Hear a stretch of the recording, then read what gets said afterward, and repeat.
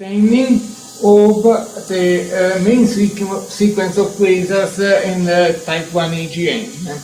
And before doing that, let me briefly recall some fundamental things that we discussed yesterday in a very quick way. And we pointed out that we have evidence of photoionization for the production of the emission lines. And then we consider that we can have production of emission lines in very general terms. For example, any gas located at a distance from a continuum source, so gas in active region, gas in planetary nebulae, gas in many kind of emission line stars, and also, well, for quasars, we basically expect a configuration in which we have a continuum source, which may be the accretion disk, and some gas distributed at some distance from the continuum source. And so we say that basically to have production of emission lines, we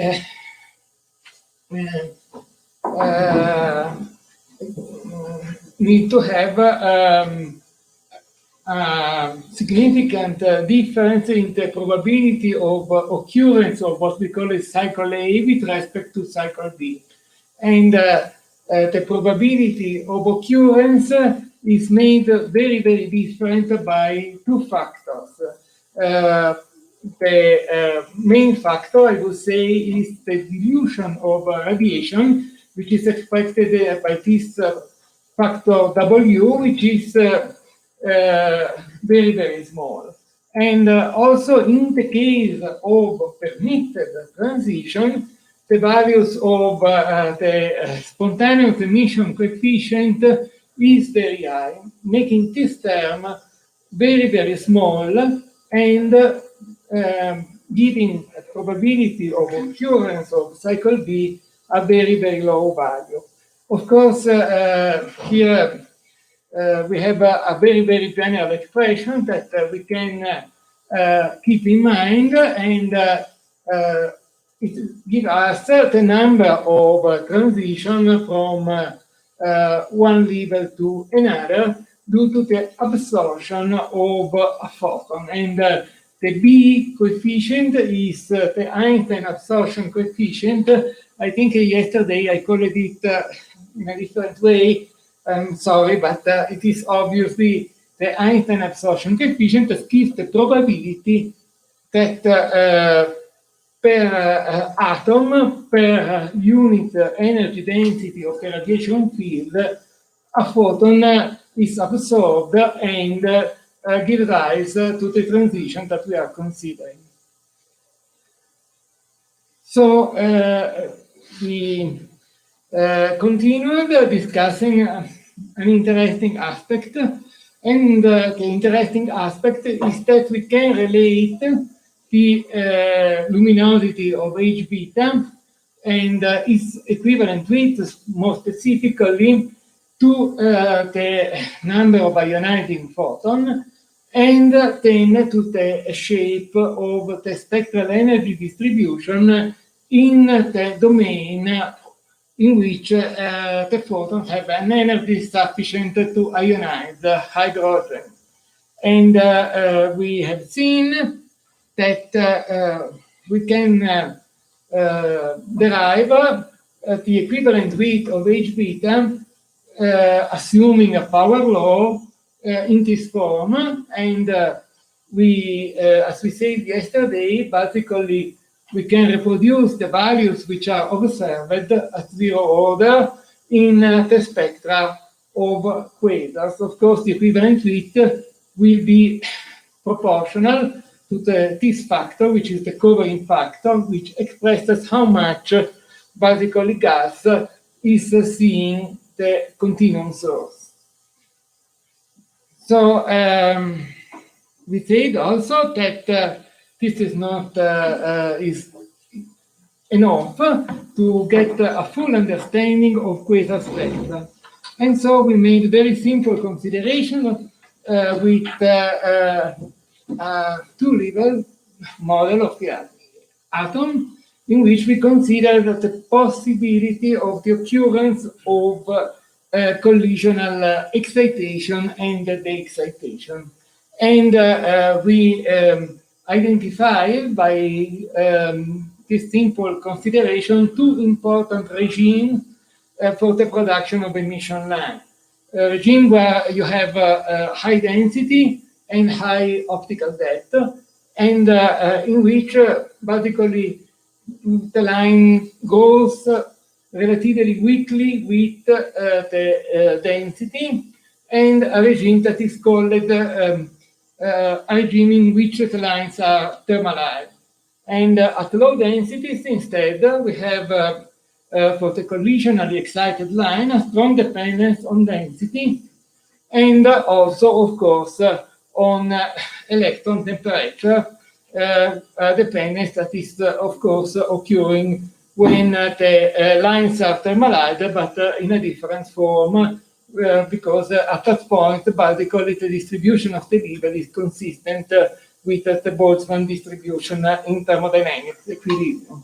We say that the relative importance of radiative and collisional processes can be expressed by the ratio of 1 over tau times the spontaneous transition coefficient divided by the collisional de-excitation rate.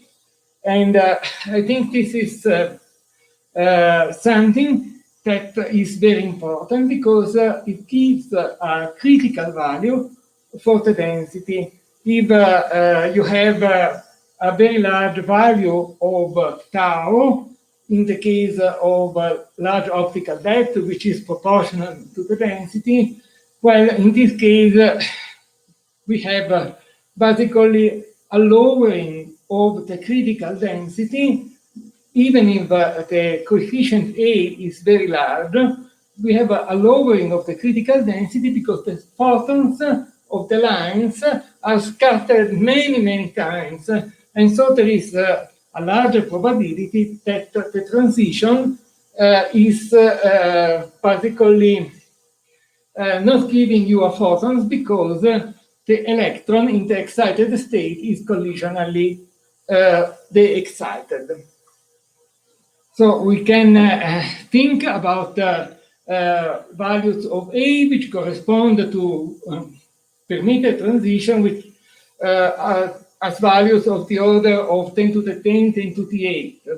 And so this means that for the kind of collision and excitation rates, which are of the order of 10 to the minus 4, well, for the permitted transition,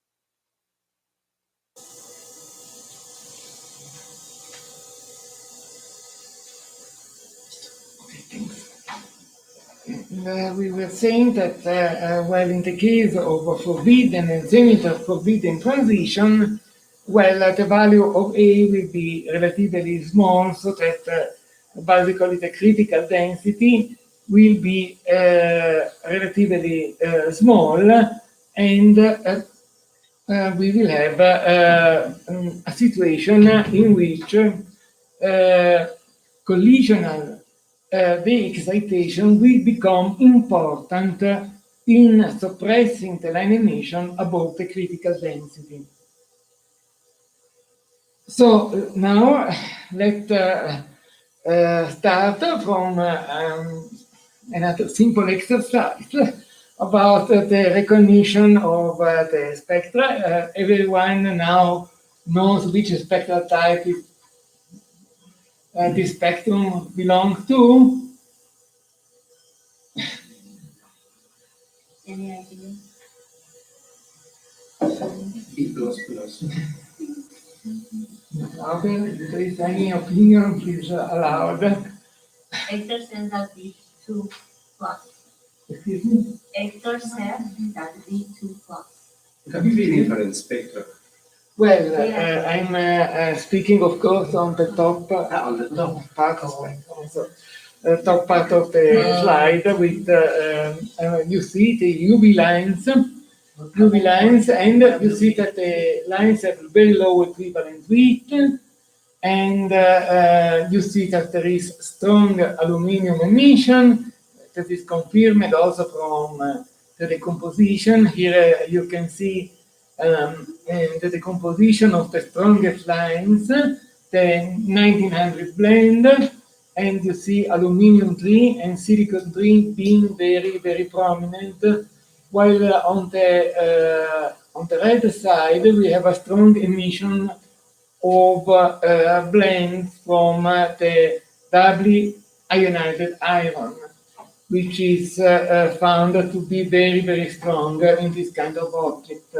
And basically this emission implies that the carbon-3 line that is usually seen very strong in other spectral types, in this spectral type is almost absent. Another line of evidence that is helpful is the presence of a very strong and shifted blue-word excess in the carbon-4 profile. So basically, there should be no doubt, at least about the population to which this spectrum belongs. Population. Okay, look, the lines are narrow. We have a strong blue contribution. Exactly. And population A, this is the composite spectrum of a class which is at the extreme of population A, that in the optical show very strong T2 emission. I think that this kind of spectrum can be recognized by eye, because well, we are used to seeing thousands of these spectra. This is the case. And so let me go back, trying to connect the observed spectrum to the origin of the main features that are there. And so I was mentioning the strong aluminum 3, the strong silicon 3, carbon 3, and the carbon 4, which is prominent, even if the equivalent width of the lines is very, very low. If you remember the slides of yesterday about weak line quasars, well, the average properties of this class of quasar are consistent basically with being at the border of weak line quasars. So the equivalent width of carbon 4 is around 10 angstrom, which is extremely different, for example, from the equivalent width of carbon 4 in a population B object. And so here, well, we have also an important diagnostic from silicon 4 that follows the behavior of carbon 4. And also from other lines which are of low ionization, which are, however, not very strong. Here we have a silicon 2. This line is visible, detected, but is for sure not extremely strong. And we have other lines here in correspondence of Lyman alpha, of silicon 2 and oxygen 1 and carbon 2, which are also low ionization lines. In generally speaking, the appearance of the spectrum, thanks also to the low equivalent bit of carbon 4, is of very low ionization, which is consistent also with the optical spectrum. So we were saying yesterday that we are considering as important diagnostics the resonance line of carbon 4 at 1549 of aluminum 3 and silicon 4. Basically, they come from a very similar analogous electronic configurations in which there is only one electron in the outer shells, and so we all of them, the transition give rise to not to a single line but to a doublet. And we have also a semi-forbidden transition, which are very, very important because the critical density now is in correspondence of the density that we expect within the problem region. And last, we have also an important mechanism that is operating in an iron 3 lines. The intensity of the multiplet is one thing, and it is due to basically the values of ionization parameter, density, and column density. However, one line stand out in the multiplet, which is the line at 1914, and this line is strongly enhanced because of the coincidence of the wavelength of its wavelength with the wavelength of Lyman alpha. So we have a sort of resonance phenomenon between Lyman alpha photons and the transition of Fe3 at 1914, the line at 1914. So we were saying, okay, we can define now several important diagnostic ratios, sensitive to ionization, sensitive to metallicity, and to density. And however, in order to gain some insight about the physical condition of the gas in the values that we have identified from the analysis of the line profile, we need to compute basically the prediction that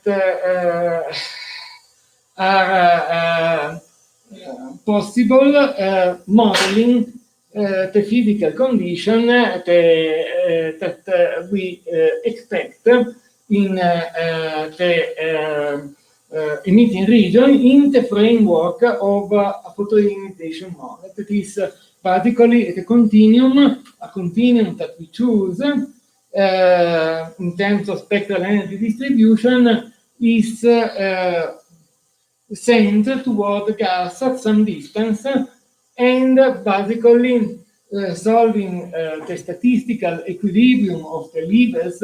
Now we are not speaking, as I was saying yesterday, anymore of models with 2 levels, with 3 levels. Now we are speaking of models that may involve even 400 levels for some ionic species that are very complex, like the singly ionized iron.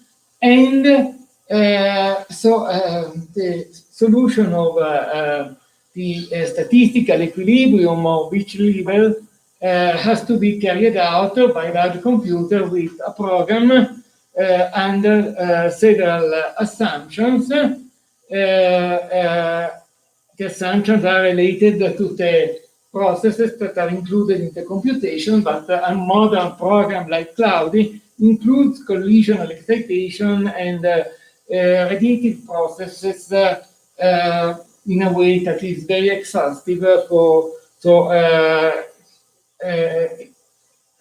Cloudy includes atomic data for collisional rates, recombination rates for many ionic species, and of course there is a computation separating also different zone within a slab of gas, which may be thought as a sort of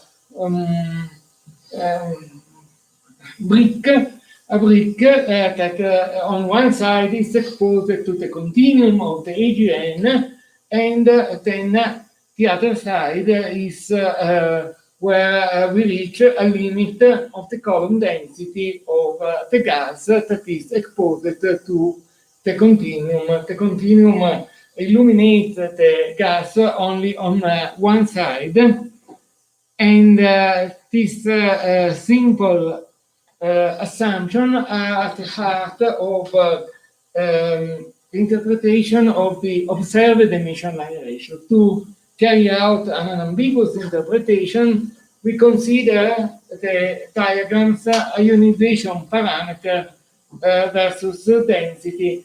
What does it mean? It means that we try for a fixed column density, for a fixed metallicity, to cover the various value of the ionization parameter in the range that are possible basically for AGN. And the values are in between minus 4.5 in logarithm and 0 for the ionization parameter, which is a parameter that gives us basically the number of ionizing photons divided by the number of absorbing atoms. So it's basically a comparison, a measurement of how many photons are available for the ionization of the gas. In this plot, we have considered basically a large number of simulations covering the range in ionization parameter, as well as the range in density, which is given here between 7 and 14 hydrogen atoms per cubic centimeter, and we have used a step of 0.25 Bex, and for each value of the ionization parameter and of the density in this range, we have computed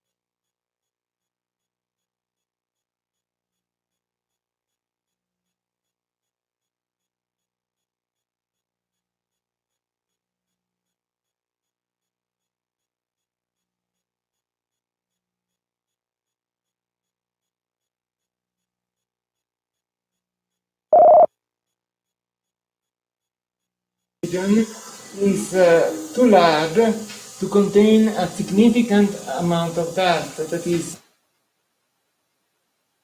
dust is much lower than the temperature that you expect in the region. So in the simulation of cloudy, we did not include any dust. Okay.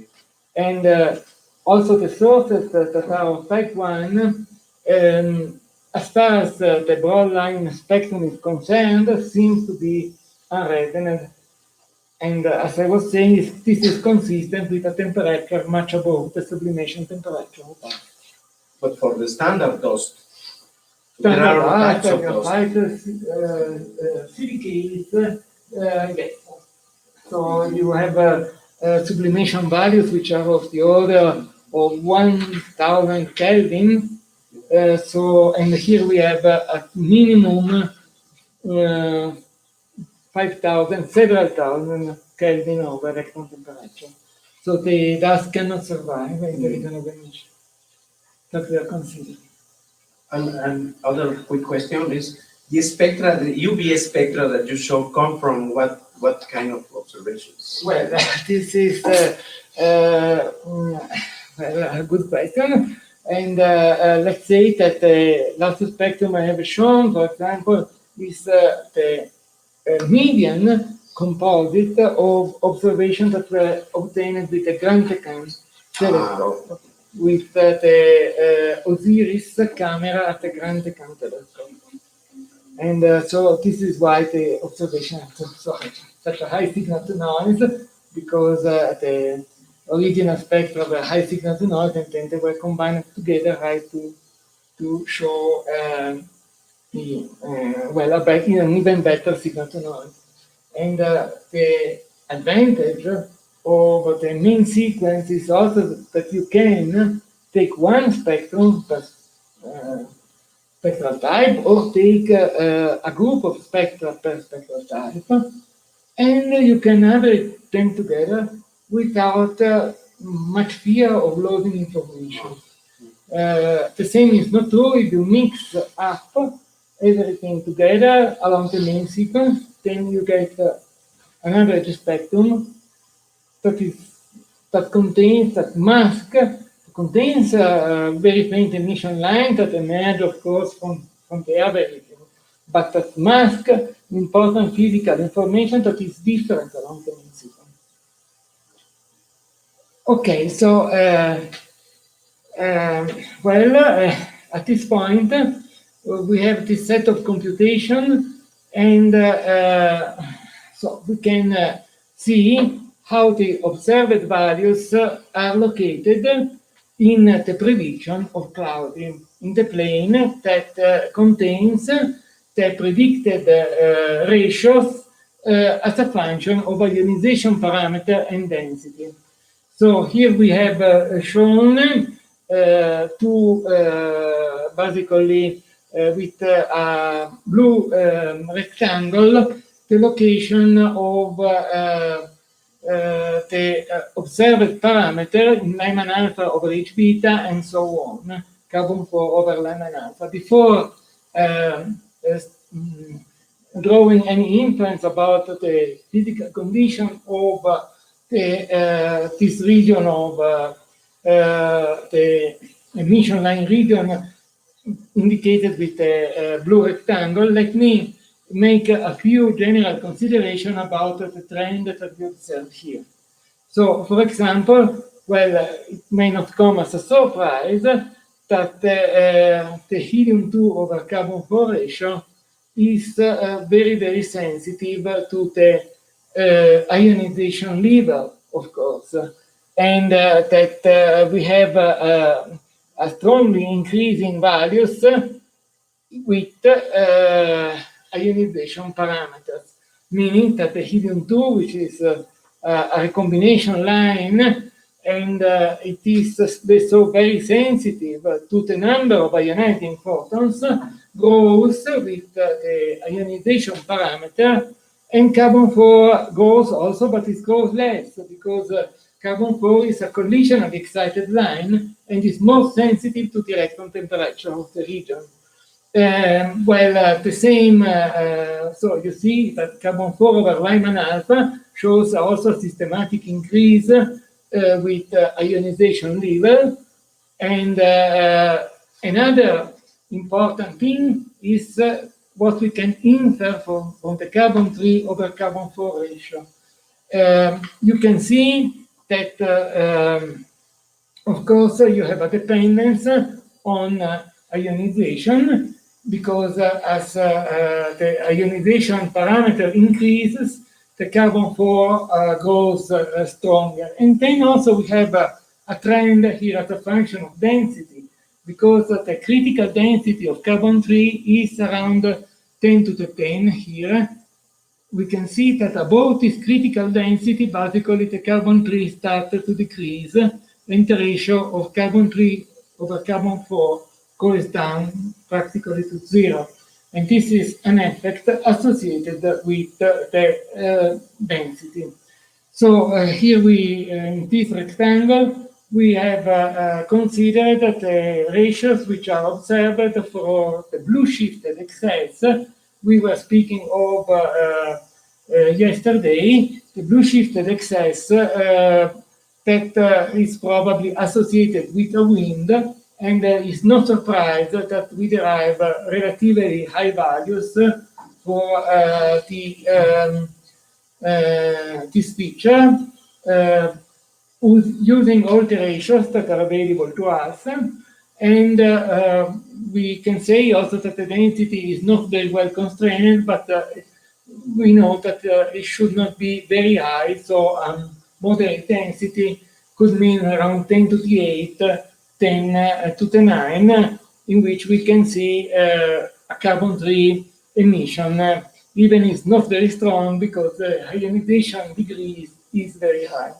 So we get something like this, in which carbon 3 over carbon 4 is weak, not because of the collision of the excitation of carbon 3, but because most of carbon ions are 3 times ionized. So 3 means carbon 4 and no carbon 3. And the same consideration can be applied to what we call the Bragg component, the unshifted component that is strong in low ionization line. And here we have again several ratios, and I don't know if you can read them, but let us consider, for example, here the aluminium 3 over silicon 3 ratio. This ratio is very important diagnostic. Why it is so? Because aluminium 3 is a resonance line, a permitted transition, and so it has no well-defined critical density. Basically, the critical density means that the gas emitting, the line is not emitting it anymore because the gas is in thermodynamics equilibrium, at least a local thermodynamics equilibrium. And instead, the silicon 3 line has a well-defined critical density. And so the critical density of silicon 3 from the table shown in the previous slide is around 10 to the 11. And this ratio becomes a diagnostic of density. You can see that here the variations are mainly in the density direction, and of course above the critical density of the silicon 3 transition, then we see that the ratio aluminum 3 over silicon 3 start a systematic decrease. And so using this ratio, we can get some constraints on the physical condition in terms of ionization parameter and density on the broadline region. Here we have separated broad component, and what is observed in population B is very broad component, and very broad component which is giving rise to the redwood symmetry in the profile of the lines, and this is probably associated to the innermost part of the broadline region. For the broad component, which is emitting most of the P2, most of the low ionization line like calcium 2, we derive a relatively low ionization degree with ionization parameter value around -2 and relatively high density of the order of 10 to the 10, 10 to the 12. So particularly by using several ratios, we get a consistent picture constraining the values to constraining them.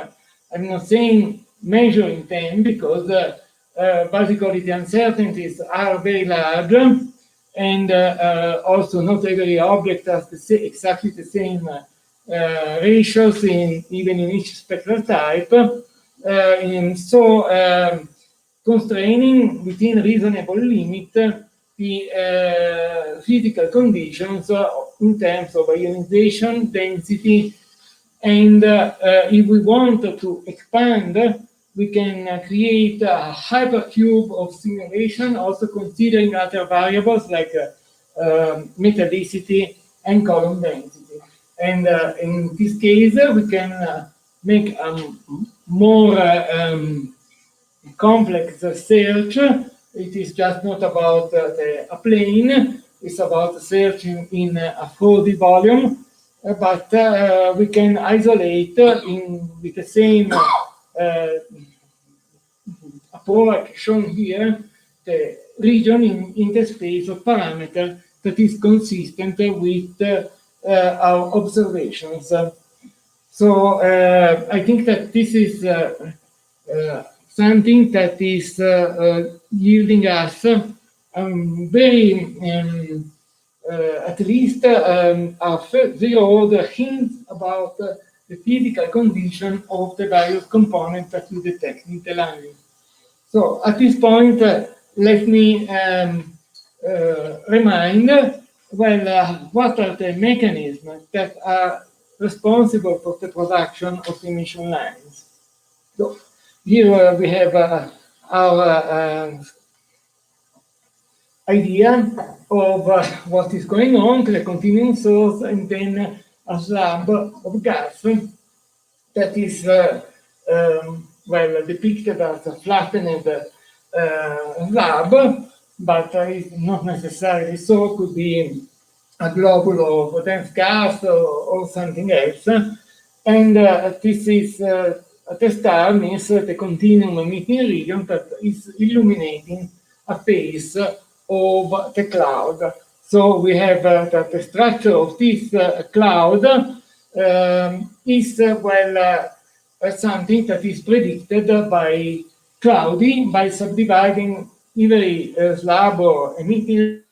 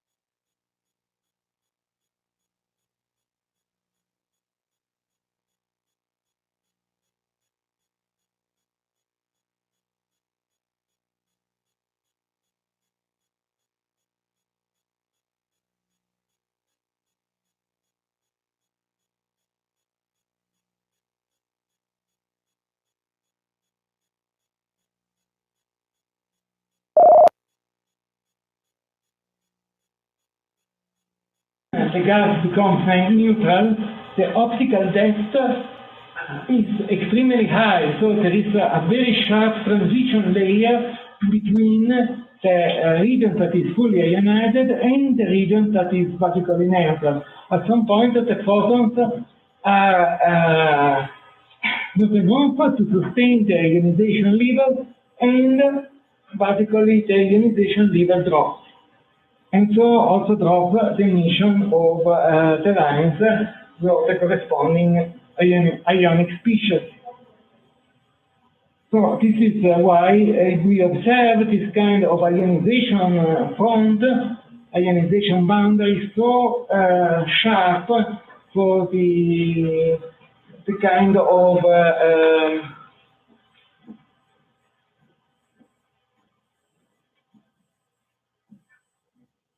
If you have any questions, we can. Right.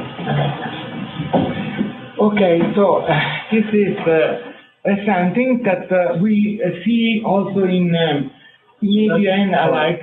Is that optical depth? Yeah. Yes, the tau is optical depth, and below it's geometrical depth. Thank you for finding this out, because I was forgetting to say that this plot is as a function of the depth here, that is enlarged to show the trend and to identify the distinct emission zones. So in the part that is illuminated, we have basically full ionization, and then since the emission of carbon-4, for example, is so sensitive to photons which are of energy above 50 electron volts, which are in the far ultraviolet, we have this sharp boundary, and because the optical depth immediately grows, and there is a transition layer that is very thin. On the converse, however, for the low ionization line, we have an emitting region structure that is much more complex. We have still a fully ionized zone in which we have emission, of course, following recombination, following ionization and recombination, and we have also the other processes occurring in dense nebulae, so collisional excitation and so on. But at some point, basically, if we were considering, for example, emission line stars that don't emit a lot of X-rays, many of them, we will have a sharp drop, as we have for the carbon-4 lines and the high ionization lines in general. Instead, what makes the difference in the structure of the emitting region of AGN is the presence of a strong X-ray flux. X-rays are something that don't have the optical depth, don't have the opacity, don't suffer the opacity that UV photons suffer. Basically, the absorption of X-rays is much more distributed in the densest layers of the slab of gas. So basically, the optical depth for soft X-ray radiation is less than 1, so the absorption is distributed very deep in the emitting slab, and so basically it is due to the fact that X-rays can penetrate deep in the cloud and create, when they are encountering a neutral gas, they create very high energy electrons, so-called suprathermal, that can give rise to a host of effects, heating the gas, can cause ionization, and of course excitation. And in addition to this, we have to consider that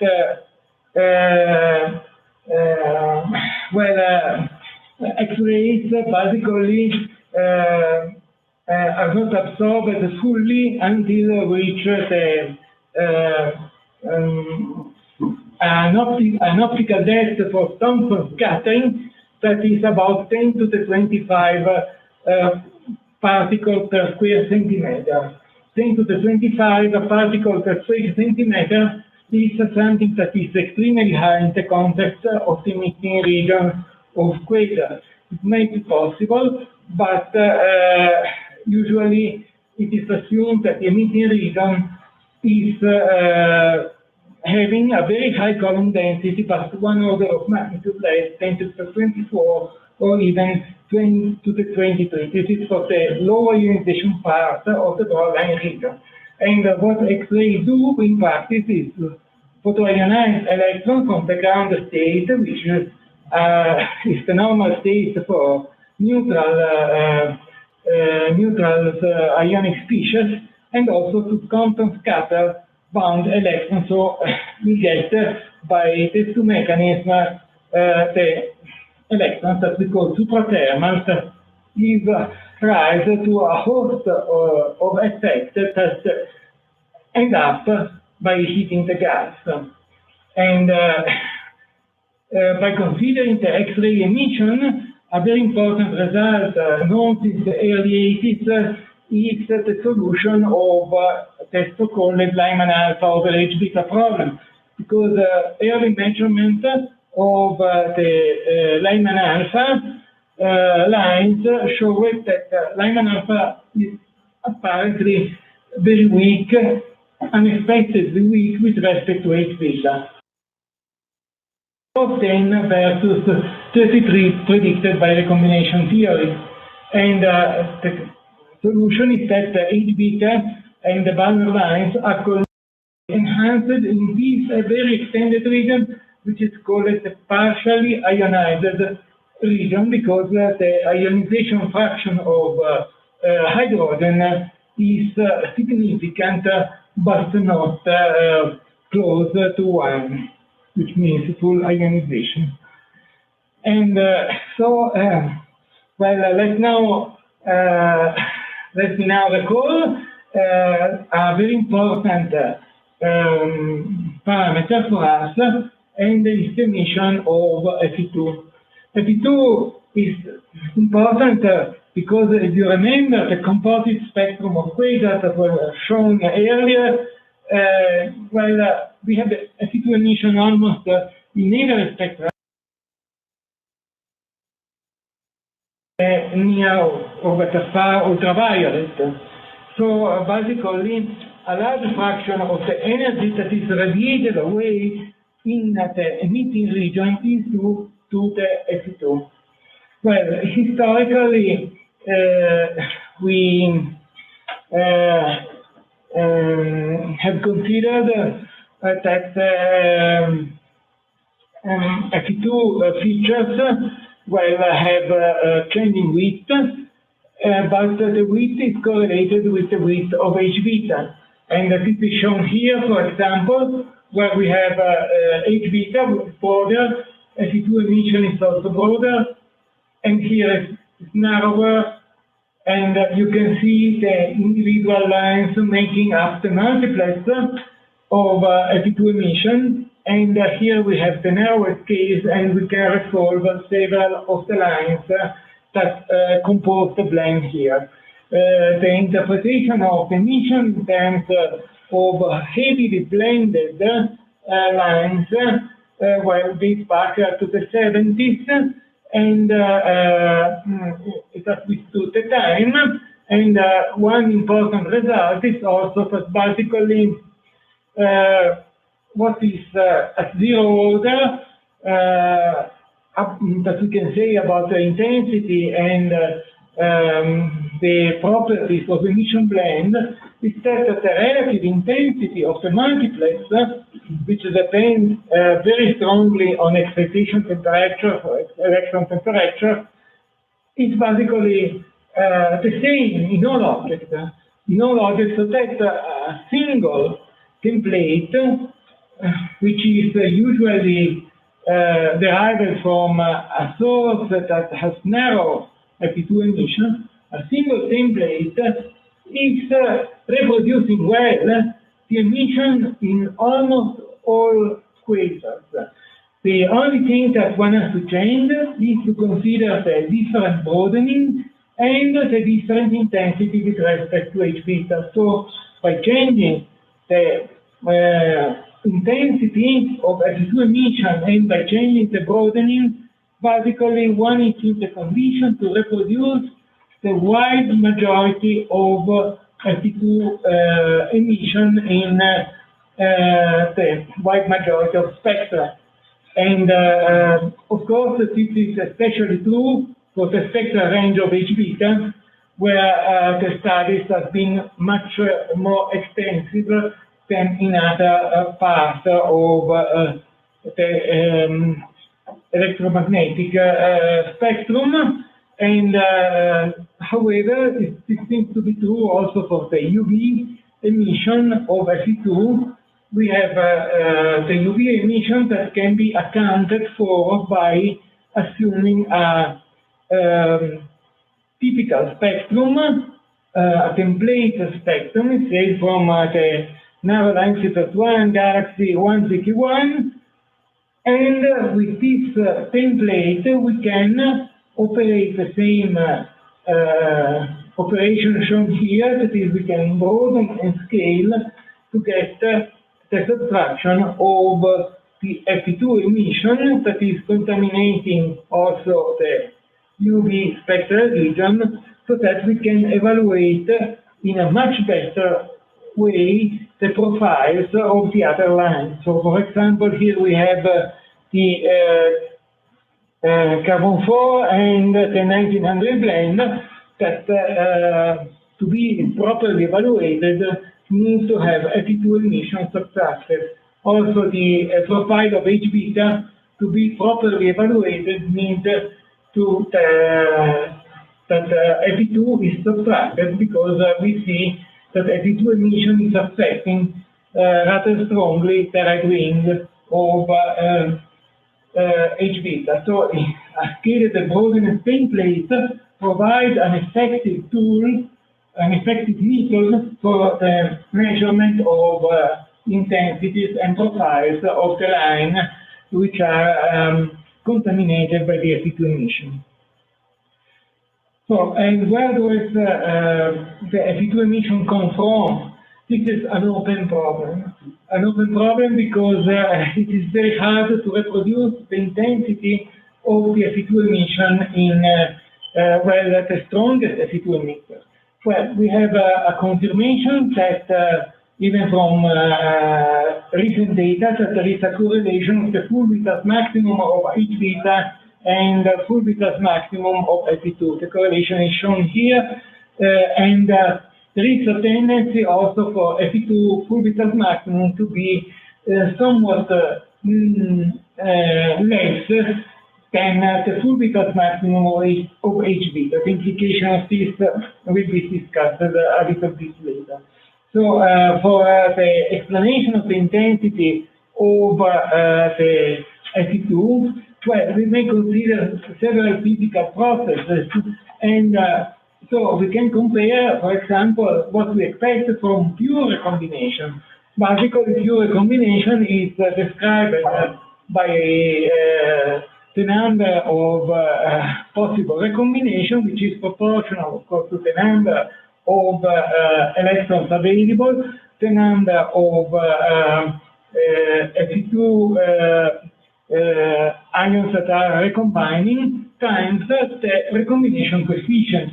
Well, the difficulty here is to compute the recombination coefficient, but this is tabulated and has been computed for the typical condition of the broadband region temperature around 10 to the 3 and densities which are relatively high. So once we know this, we can normalize it by the expected intensity by recombination of H beta. And again, here we have the effective recombination coefficient that we discussed yesterday, which take into account particularly all the bound-bound transition yielding the emission in the end of a photon of H beta. And if we take the numbers and, well, we see, we compute the ratio, we see that the ratio for the expected total emission is just a tiny fraction of the emission of H beta. And so this means that pure recombination is not able, for sure, to sustain our Fe2 emission, because we have seen that only in the optical, the ratio between the intensity of the one blend of Fe2 and H beta can be larger than 1. So we are order of magnitude away. So we can make an attempt to involve another mechanism, which is collisional excitation. So basically, we can consider what we expect for the energy emitted in the multiplex 42 of Fe2, which is the one corresponding here to this transition, which means that the upper level corresponding to the multiple transition, upper levels corresponding to the multiple transition are collisionally excited from ground state.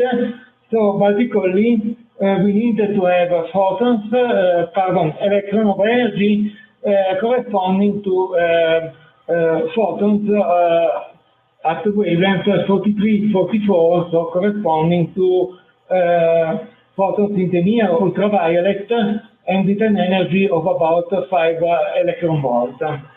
So we can compute the collisional excitation rate for a given temperature, and we can assume basically something that is using the number of singly ionized iron and the number of singly ionized magnesium-2. Here we want to compare the intensity of the multiplex 42 to the intensity of the magnesium-2 2800 line, which is a resonance line, very strong and easy to measure.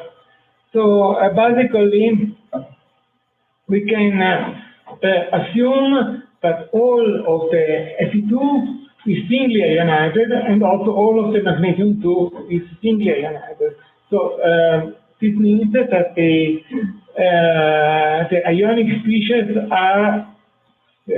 species ratio is equal to the ratio of the relative of the units of iron and magnesium-2, and this is about 0.8.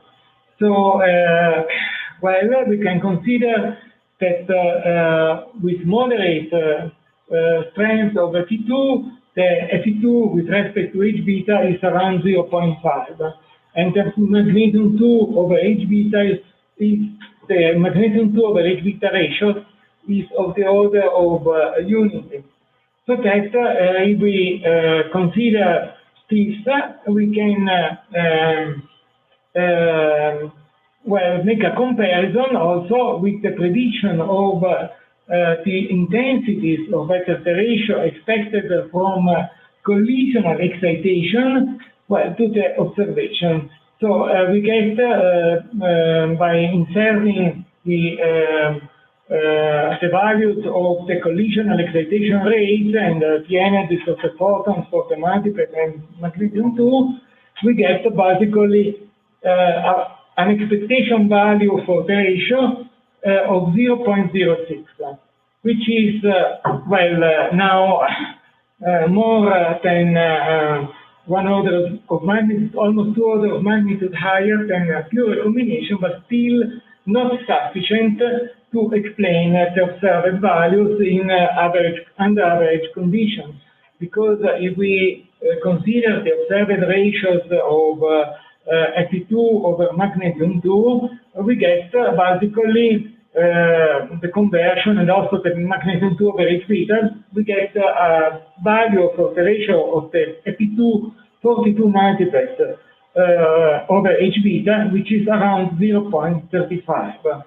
So clearly the estimate is showing that collisional excitation is probably important, but it's not enough for sure to reproduce the values which are observed, which can be much higher than this value. So I think that we are in an uncomfortable situation that one of the main parameters in the definition of the main sequence of quasar has no clear explanation for its intensity. And what are the possible solutions, which are the problem involved in the computation, of course, of FE2 that go beyond the simple estimate and consider as cloudy doors an extremely large number of levels and an extremely large number of transitions. So, as I was saying, the FE2 emission is important because it's main parameter of the main sequence, and also it's a very important coolant for the broad line emitting region. And so we have shown that the recombination is absolutely insufficient. Some important contribution could be associated with collisional excitation. But then there is a mechanism that is possible, that becomes possible in gases which are very dense and have a very large column density. And basically, it's the Lyman-alpha fluorescence. There are so many transitions, about 20,000 that are considered, for example, by Claudius, that some transitions have a difference of energy corresponding to the energy of the Lyman-alpha photon. In this case, we speak about a mechanism, a particular mechanism, which is known as Lyman-alpha fluorescence. And in this case, we see excitation from ground level up to one of the level closest to the ionization level of the singly ionized ion, and then the excited electron can decay via emission of infrared photons, UV, and then the usually optical emission that we have seen in correspondence of H beta, for which there is also the possibility of an enhancement via collisional excitation. So there are other mechanisms, so also fluorescence in the continuum, sets of fluorescence between various transitions of the singly ionized iron, and of course the phenomena related to fluorescence are enhanced if you assume that there is turbulence which somehow creates a shift in the energies and allows for a broader range in photon energy to create the fluorescence phenomenon. And of course, if you have more iron, well, you get a stronger singly ionized iron. So also the most recent calculations suggest that supersolar iron abundance is a necessity to explain the strongest FE2 emitter. And I can anticipate from a very recent analysis that we can reach supersolar values which are at least 5 times the solar value to get a fair reproduction of the FE2 emission.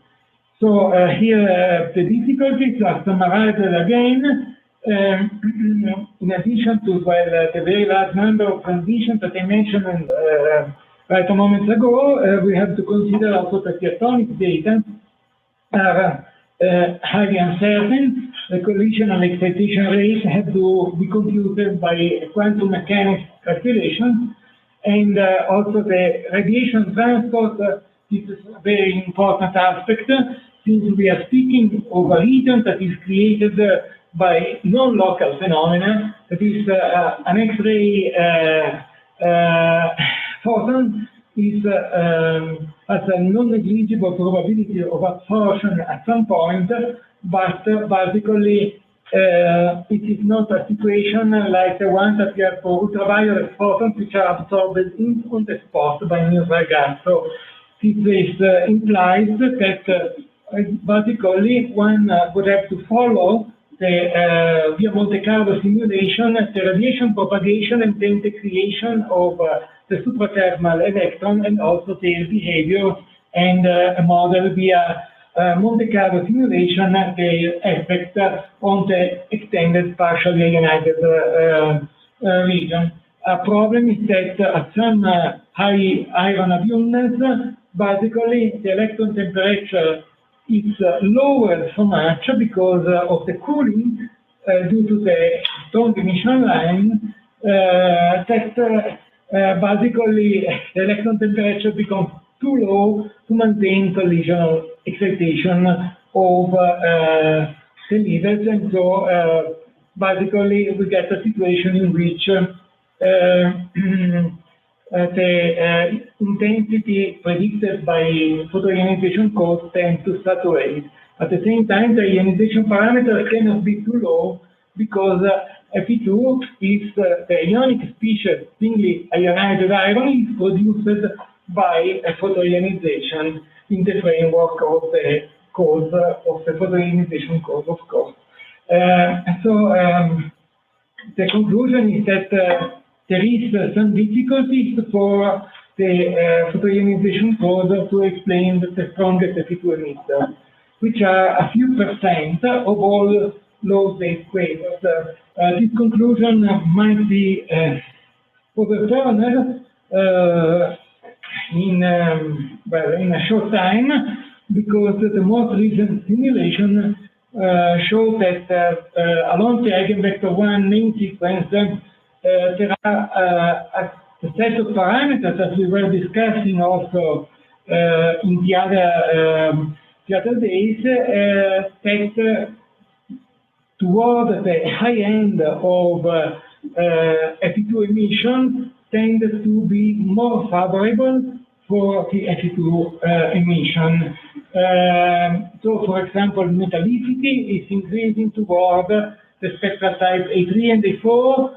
So is the electron density, so is column density, so are other parameters which are relevant, and that if everything is taken into account with the model might be able to explain the strongest Fe2 emitter.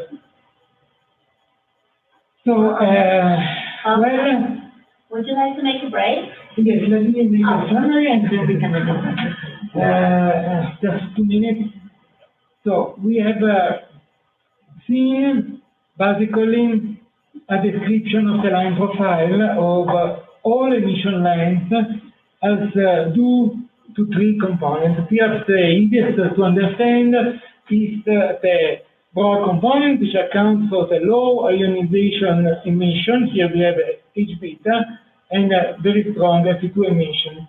Well, if we scale H beta to the carbon-4 emission, you see that the carbon-4 is affected by an extremely strong blue-shifted component. And we have derived, thanks to the help of cloudy simulation, some constraint on the physical condition of this region. This region appears to be in very different physical conditions. The broad components, symmetric and shifted, show low ionization and relatively high density, while the blue shifted component shows higher ionization and low density, but the density is poorly constrained. What does it mean in the terms of the AGN structure that we have in mind?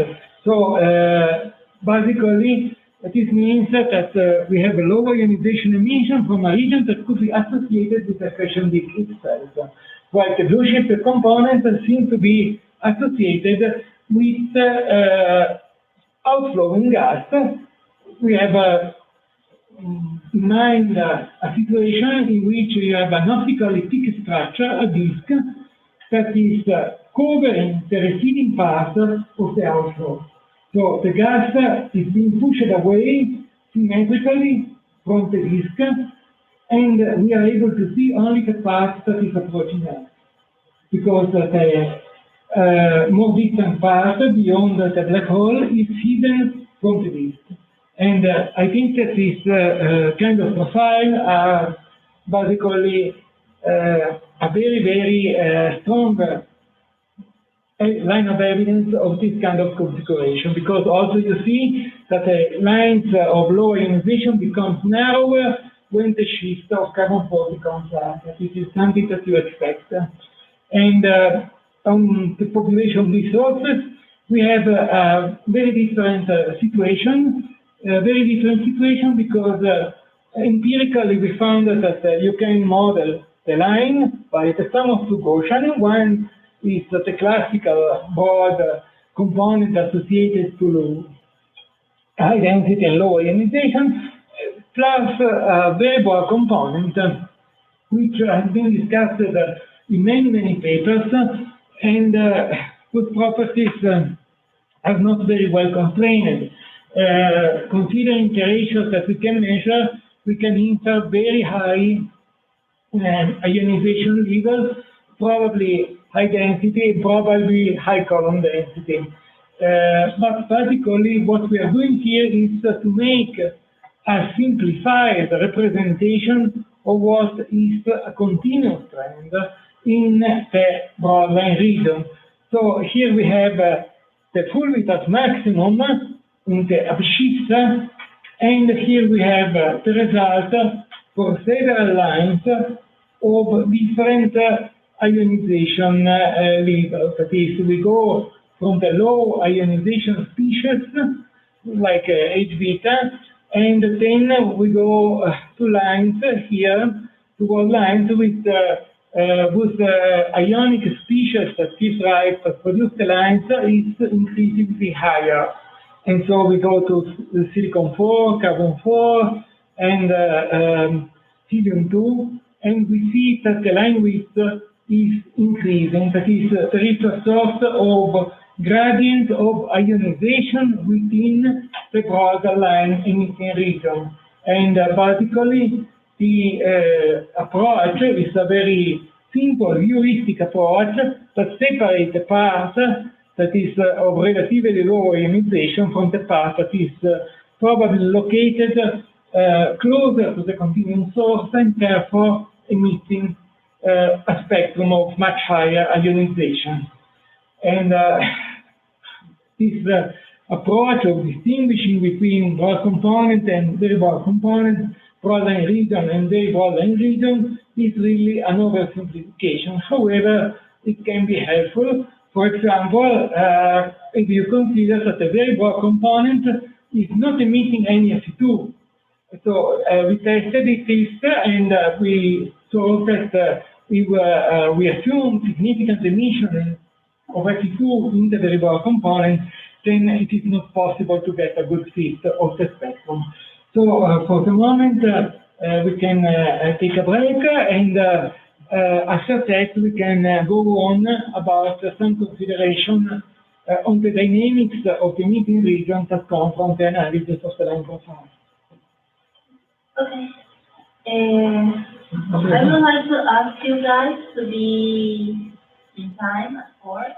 I guess we should start on time because we are getting this delay. So please tomorrow you can be here 10 after 4 and start at 4 sharp. Please. I don't know. Por eso. No hagas eso. Okay.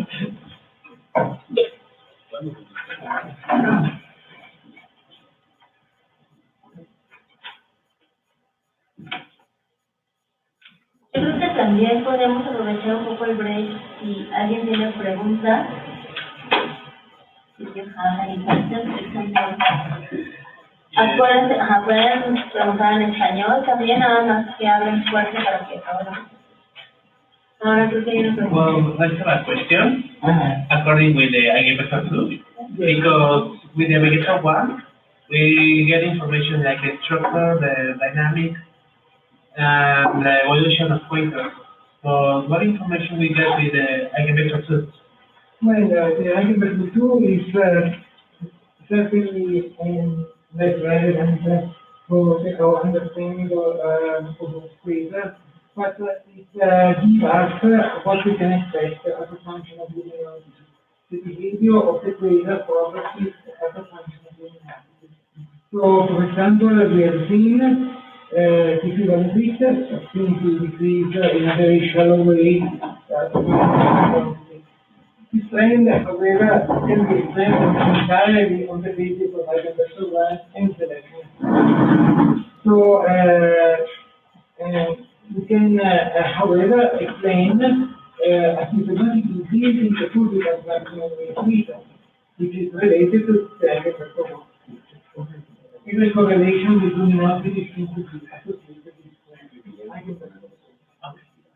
However, as I said, the equivalent width of thermal force is much more influenced by the eigenvector and it's more related by vector 1 than on the luminosity.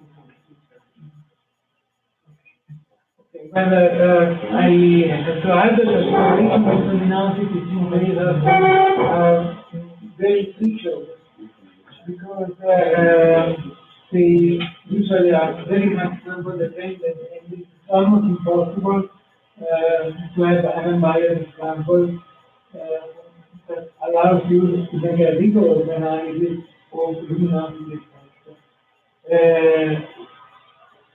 We have seen also for the weak-line quasars, if you remember yesterday, which are detected at very high radius, very high luminosity, when seen a very true luminosity effect. So when we compare, however, sources which are in the same range of information. So we compare weak-line quasars with the sources which are in the same range of information at low ratios, low luminosity. And after that approach is employed, we get a true luminosity effect for a fixed information. So, as I was saying, the eigenvector 2, well, is related to the effect of the measure in luminosity, dependent on luminosity, but each effect has to be taken with care. This eigenvector 2 is an empirical relation that is much more sample dependent than the eigenvector 1. So I have a question. So by that has been found in all the ranges of economics. So it's observing all the ranges. It's observing all the bands, all the range, like from radio to Yes, usually, like not for every quasar, so many quasars there are observations which cover a very broad range in the spectral distribution. So it's there like the same quasar has been observed in the radio as well as in the same quasar has been observed in the radio band and also in the optical. It's possible, right? The same quasar can be observed in the radio band as well as in the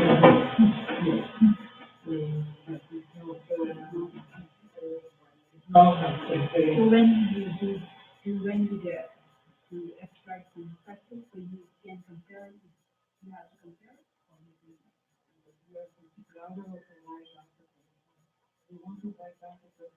maybe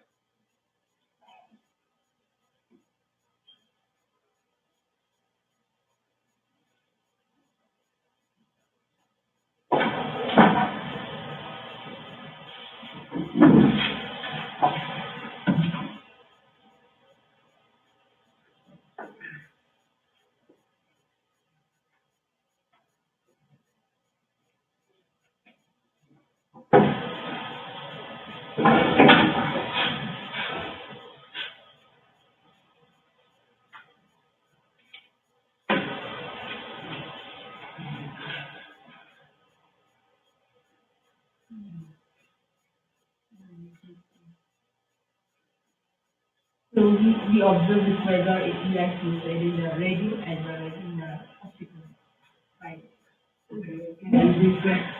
We observe quasars in both radio band as well as in the optical band, which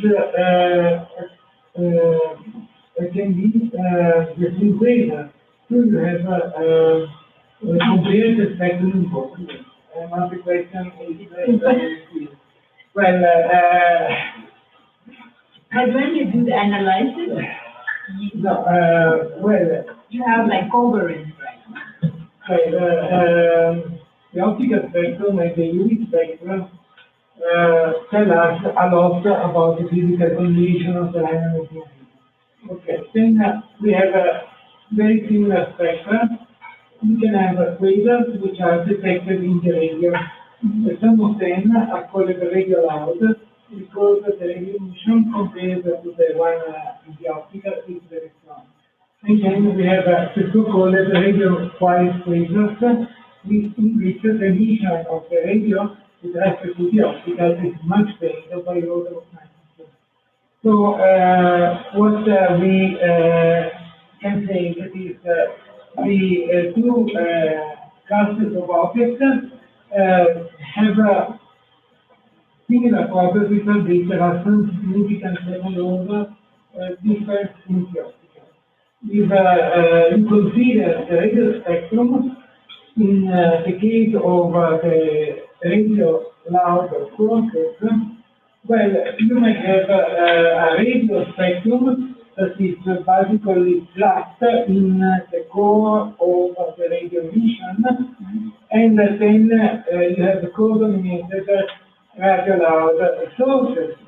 And these correspond, however, to optical properties which are very, very similar to the other radio quiet, to the radio quiet and to the general population of quasars. Then you may have another class of objects in which the radio emission is appearing compact, and the spectrum, in this case, the radio spectrum is steep in the sense that there is a steep decrease of the emission with frequency. It goes roughly with the frequency to the -1. And these sources are probably different sources. You can appreciate some differences in the optical UV spectrum. In which sense they are different? Well, you know, the unification model of the classic spectrum predicted that they are basically sources which are seen with a accretion disk almost straight on. The compact speed spectrum instead are a class that is more enigmatic and probably more heterogeneous, and the compact, which is compact in astronomy, is a very indefinite term, because it depends on the resolution of your instrument, but this typical resolution obtained by interferometer like a DLA. Compact means that we resolve the emission on a scale of 100 parsec or 1 parsec even of your parsec. And if we observe a steep spectrum, it is probably because we have that the radio jet is dissipating its energy by the effect of a dense circumlunar gas. That is, the surrounding gas is hampering somewhat the propagation of the radio jet. And the spectrum becomes steep because well, the slope of the synchrotron emission is proportional to the slope, is similar to the slope of the distribution of the energy for the emitting electrons.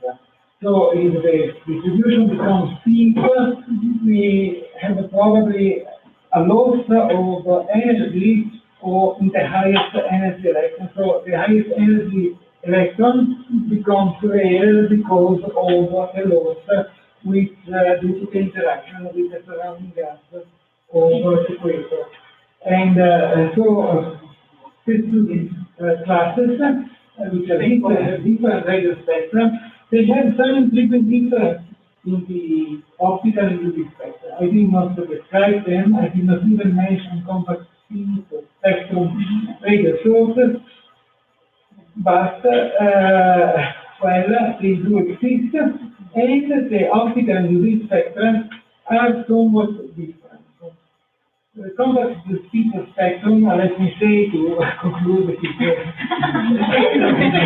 I like the Also associated with relatively high Eddington ratio, so since the Eddington ratio is something that governs the optical and UV spectra, we can expect to have systematic differences from the radio loud, which are, at least in the local universe, objects have a very large background mass, but at least at a very, very low rate, so keeping the Eddington ratio relatively low. So, in this point, to answer your question, in a word, yes, there is a relation between the radio spectrum and also the optical and UV spectrum. Thank you. Okay. You can continue maybe. Just a comment, if you, like, particularly, I don't know if you can manage this place, I don't know if you can manage in half hour. Half an hour, yes, okay. So you can say between 1 hour, we started a little bit late. Yes. Okay. So let me go faster now. And, well, what can we infer from the properties that we observe about the dynamics of the emitting region? Well, it is well known that the broadening that we observe, that is of the order of several thousands of kilometers per second, cannot be due to thermal broadening, because with the temperature that we derive, for example, from the cloudy simulation that we have employed earlier from the detailed modeling of the spectrum, we get that the thermal width of the line should be around 10-20 kilometers per second, and so absolutely not sufficient to explain the width of the line. Since long, it has been realized that the broadening of the line is due to the motion of the gas, which is basically emitting photons whose wavelength is shifted because of the motion of the emitting gas. So according to the classic Doppler effect, we can have a shift in wavelength which is proportional to the radial velocity difference, where the velocity is, of course, due to the motion of the emitting gas, which can be thought as clouds moving around, or as gas confined in a disk which is rotating around the central black hole. So we have shown also in the previous slide that we have internal light shifts, which are very, very easily to measure, that can be measured in a very easy way, and that they are significant with respect to the line broadening, because, for example, the shift in carbon-4, the most extreme case is about 5,000 kilometers per second, which is comparable to the full Witter's maximum typical of H-beta. So, basically, we can explain in the Doppler context the shift due to radial motion plus obscuration. So, if we have some clouds moving toward us and we are observing from the top here, well, we cannot see the receding part of the outflow because it is hidden from us by the effect of an optically thick disk, which we expect to be present in almost AGN. So basically, we have to consider, however, the possibility, right, because of the scenario that we were depicting, that other broadening mechanisms are possible, which are unrelated to the velocity of the emitting gas, and most important one is scattering by free electrons, which we won't consider in the following, even it is probably relevant. And about the shift that we have observed, well, electron scattering is a possible mechanism, but also gravitational redshift is a second mechanism that produces always a shift in toward the right, that is lowering the energy of the photons that are detected, and that is something that is worth discussing a little bit because of the properties that we have described. So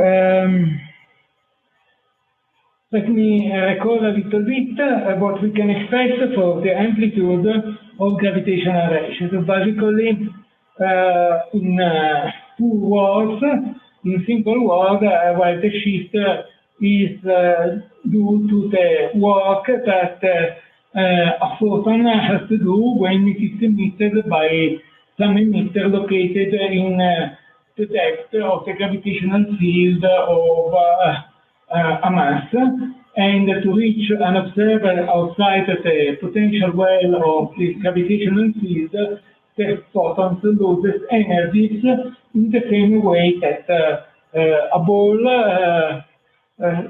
with a given velocity in a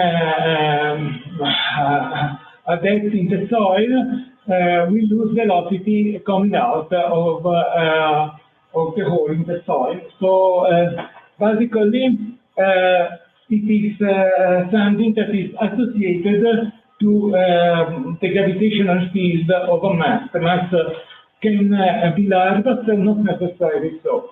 Basically, we can derive a quantitative expression for it will give us an estimate of the amplitude of the gravitational redshift by considering the emission of a photon by some emitter at a distance from a central mass, and by considering the emitter at rest and the observer at infinitum, at a very large distance outside the gravitational field of the mass we are concerned with. So the Schwarzschild metric gives us a relationship between the interval of time associated with the emitter in the depth of the gravitational field and the interval of time that an observer at a very large distance could obtain. So if we take the ratio between the two intervals, we have a quantity that is less than 1, because somehow the delta t is related to the rate at which our clock runs, and the rate outside of the gravitational field is much faster. Within the gravitational field, we have that clocks tick at a slower pace. And of course, since the frequency is inversely proportional to the time lapse, to the delta tau and delta t, where delta tau is the time for the emitter and delta t is the time for the observer, we will have that the ratio will correspond to the ratio of the frequency observed versus the frequency of the emitter. So we will have a net decrease in the energy of the photons, and so an increase in the wavelength. We can compute the effect by computing the difference with respect to the observed wavelength and the original emission wavelength in red frame, which is given by laboratory experiment, and so we can assume now that our emitter is not very close to the central black hole. Here we have basically that the expression here for the redshift is going down to 0 in the case you have an observer that is located right at the event horizon of the Schwarzschild black hole, which corresponds to 2 gravitational radii, where 1 gravitational radii is given by g times the mass of the black hole divided by c squared. And so if we develop into a Taylor series this expression, we get that we expect a redshift amplitude which is of the order of m over r. Then we can consider that there is also another source of redshift which is associated with the motion of the emitter, which is not associated with the potential well, however, of the gravitational field of the mass, and we can define a net redshift that we can expect as the sum of the gravitational redshift term plus a second term that is associated with the motion of the emitter. It is a very rare occurrence that we can expect something at rest here. We will have some velocities, for example, in a virial velocity field, which is proportional again also to the mass over r ratio, and this expression can be understood if we consider that for a given velocity we have a net effect which is due to the relativistic Doppler effect, and the net redshift effect is particularly proportional to gamma, and gamma is defined in the usual way as 1 over the square root of 1 minus the velocity normalized by the speed of light squared. And then if we consider that the velocity is following a virial relation, then we can express the gamma in terms of g over m over r, and if we make this explicit and develop this expression for gamma in again in Taylor series, we get a total contribution which is about, for the contribution to the velocity, that is about 1/2 of the gravitational redshift term. So basically this contribution, this redshift, is occurring always when there is, of course, a significant velocity that makes gamma significantly different from 1. And this is the case of an emitting gas moving very close to the central black hole. And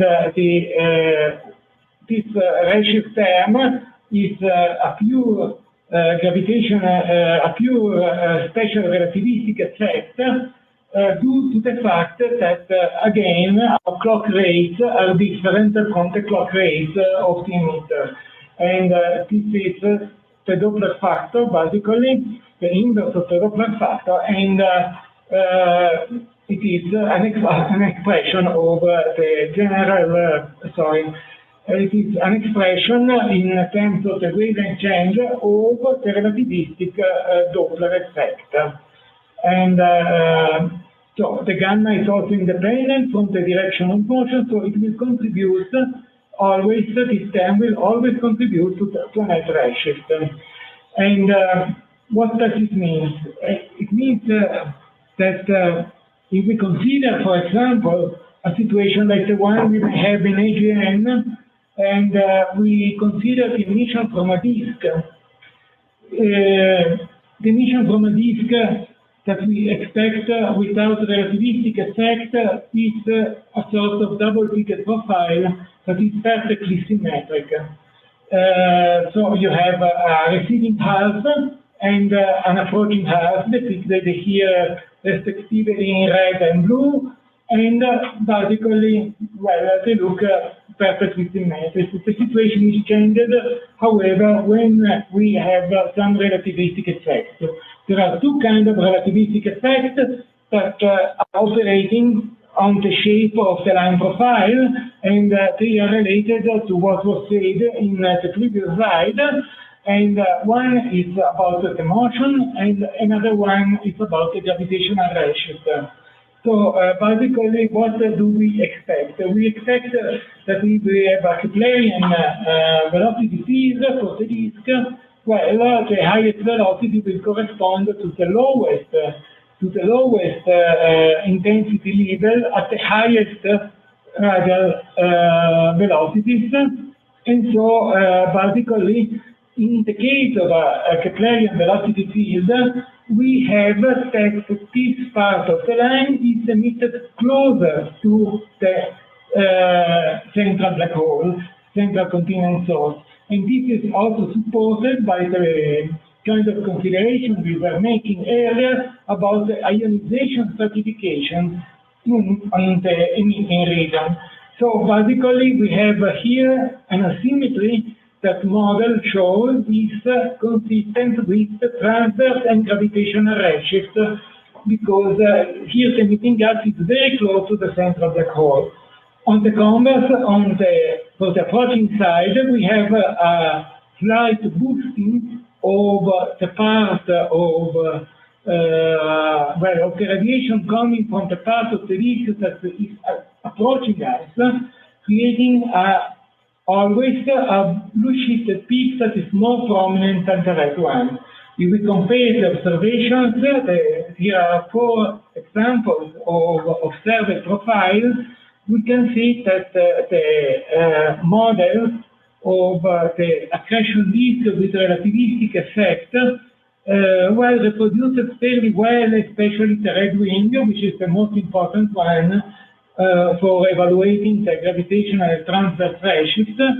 And so I think that we can expect from this analysis a contribution of the line emission from the accretion disk that may, of course, supplemented by emission from gas in different physical conditions that makes a direct detection of the accretion disk a little bit problematic.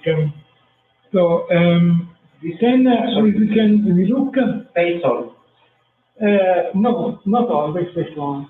For the typical profile that we have here, we have a viewing angle that is around 20-30 degrees. So this is something that corresponds to the highest probability for the viewing angle. However, if we look at the eigenvector 1 sequence, what do we see?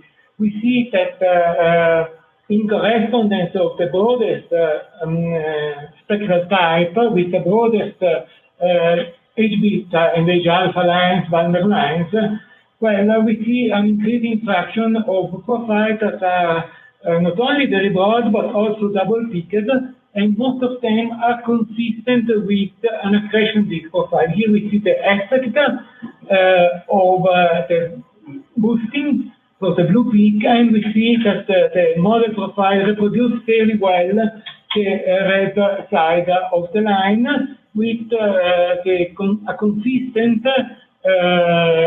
treatment of the gravitational redshift and of the Doppler, of the transverse Doppler effect. And this is actually the spectrum of a prototypical source which has been discussed in hundreds of papers is ARP-102b, which is the prototypical source with a double peaked profile. And we see that those kind of sources are located in the upper part of the eigenvector 1 main sequence. If we go down in terms of orientation and we go to sources that have basically very low RFE, but and very, very and much narrower, I would say, full Vitas maximum for H beta, and sources that we know that are oriented face on, like blazars, almost face on, we see, well, not only the change in full Vitas maximum, but also we see a profile that is very, very different, because basically now we are having an orientation effect on the velocity dispersion due to the disk. If the disk is highly inclined, basically this spread is closer to the Keplerian velocity, and because the orientation basically makes for a decrease of the spread in radial velocity by a factor of the sine of theta, where theta is the angle between the viewing the line of sight and the axis of the disk. So basically, if we have inclination close to zero, we don't observe anymore the rotational velocity of the disk in principle. So instead, if we have a moderate inclination, we observe a profile like the one that was shown in the previous slide. And if we have inclination close to zero, we observe a profile that is modeled very well by an accretion disk observed at a very low angle for between the axis of the disk and the line of sight. So, because clearly the width of the line is proportional to the sine of the angle between the line of sight and the axis of the disk. So we have a trend here in order of decreasing full Vitas maximum that is perfectly explained by an accretion disk model. That is, that the line which are lower ionization lines seems to be accounted for by emission from accretion disk. And here I have a summary about the frequency of these sources.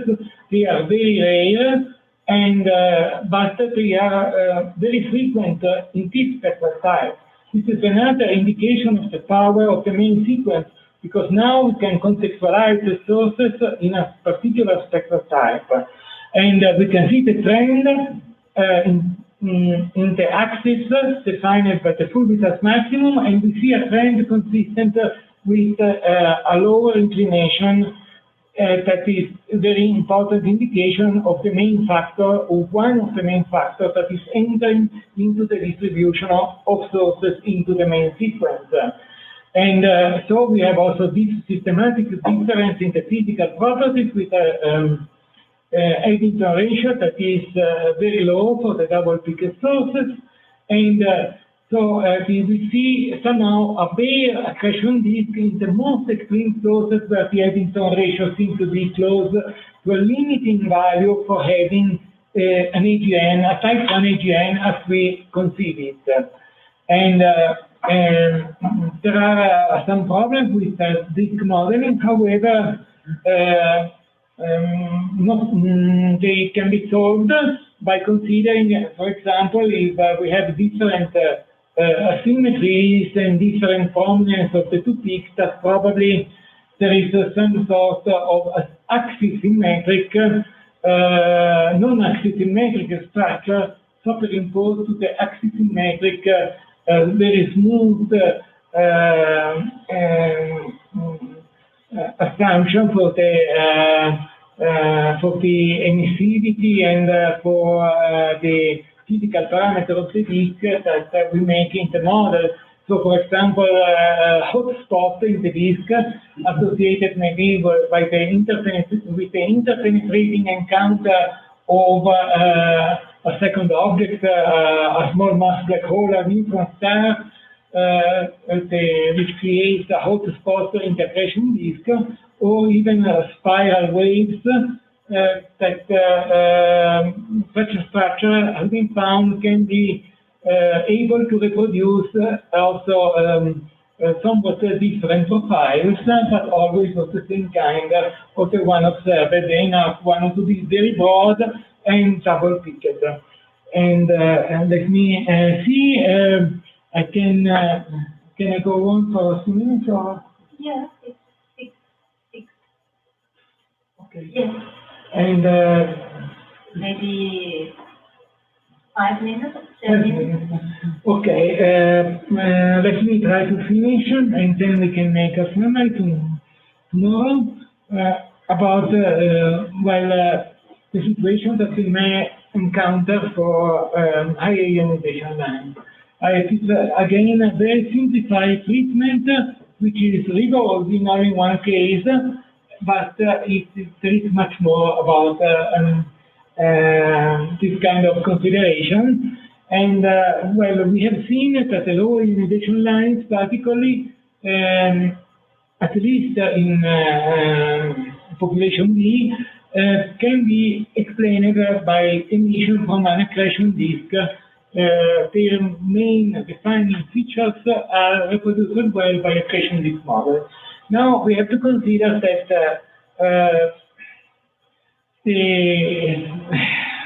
there is much more in the case of the high ionization line. Specifically, we have seen this blue shifted component that is extending to relatively high radial velocity. And so we can try to understand what is at play by considering that there are two forces acting on the gas of the emitting regions. One, which is obvious, is gravity, and gravity we have seen dominates for the low ionization emitting regions. But there is another important force that is associated with the radiation emitted by the active nucleus.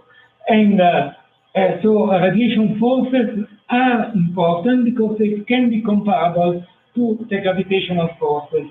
So we can assume a slab of gas that is absorbing the ionizing continuum photons, and the momentum of the ionizing continuum photons is dispersed isotopically, so that either by scattering or by absorption and then by emission lines obtained by recombination, and so that we have a net effect of acceleration of the slab of gas in the sense of the direction of propagation of the radiation.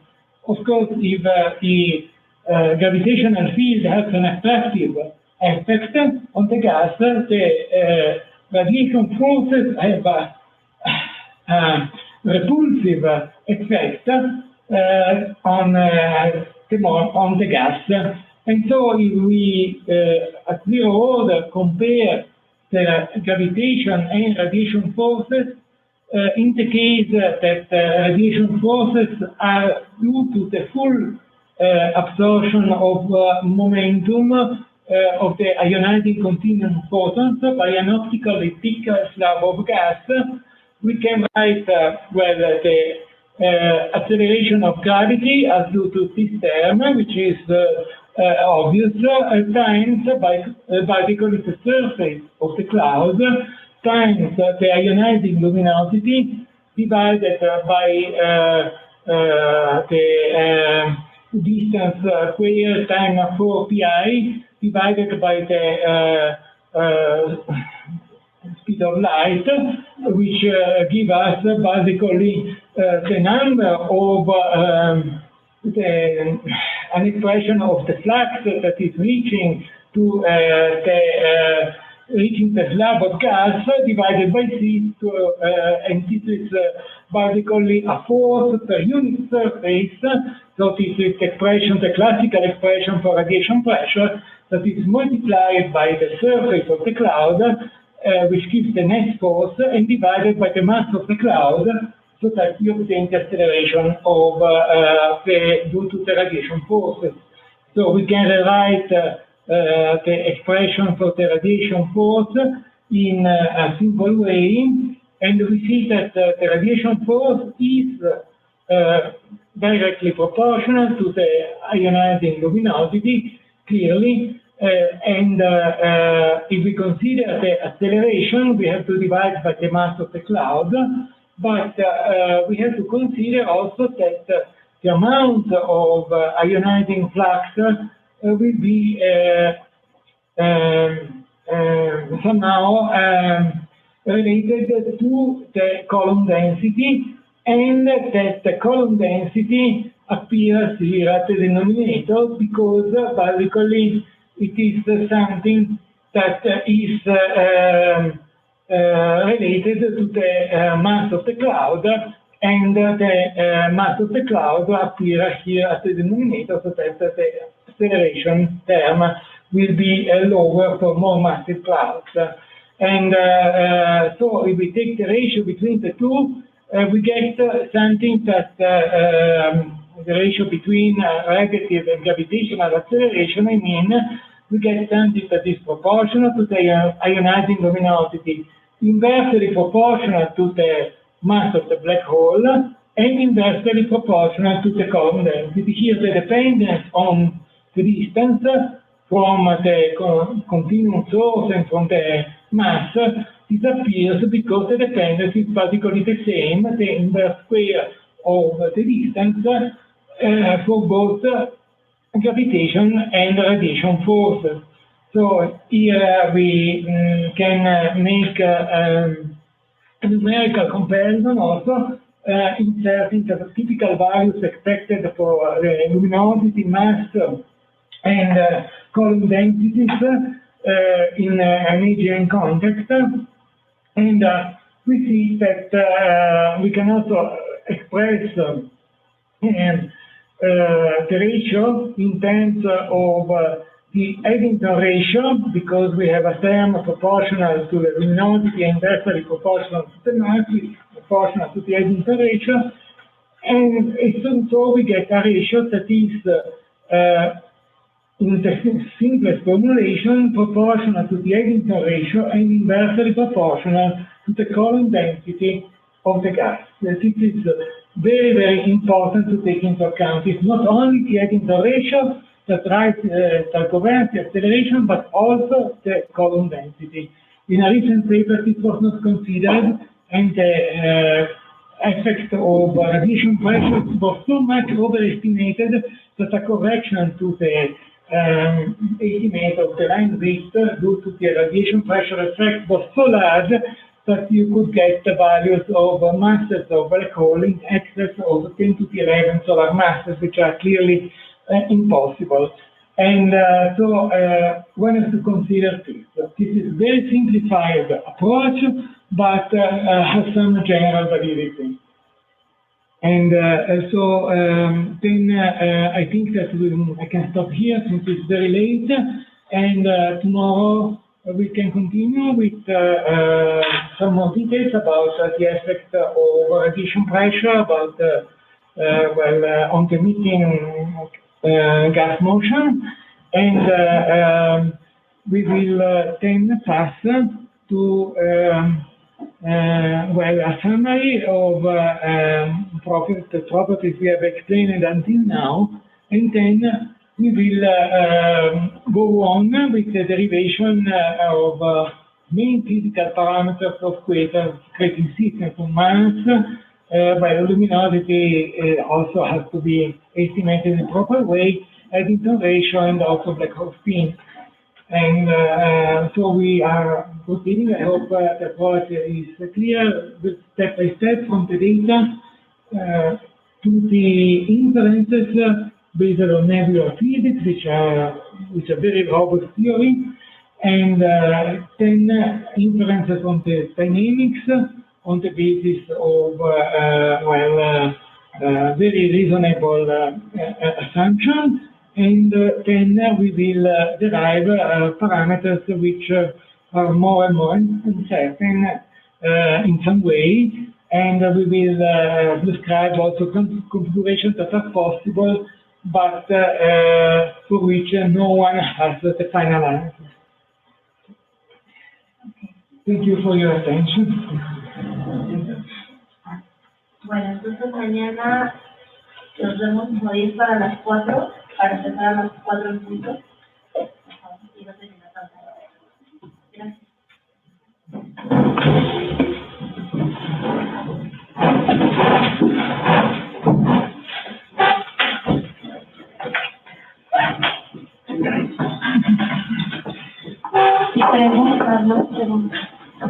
Preguntas. Don't forget about the declaration. But you are leaving now, right? If you want, we can go. I can bring my computer and go back to your office. Okay, I will ask Alain to summarize, but No. I can try tomorrow. You are, yes, tomorrow. you could follow me. I not only follow, I enjoyed your presentation. Really, a lot of questions. For example, that problem of the iron content, like an enhancement in the metal. What produces that enhancement? No one knows the answer, but we are the sources because we're very strong. IPT are also the one with Yeah.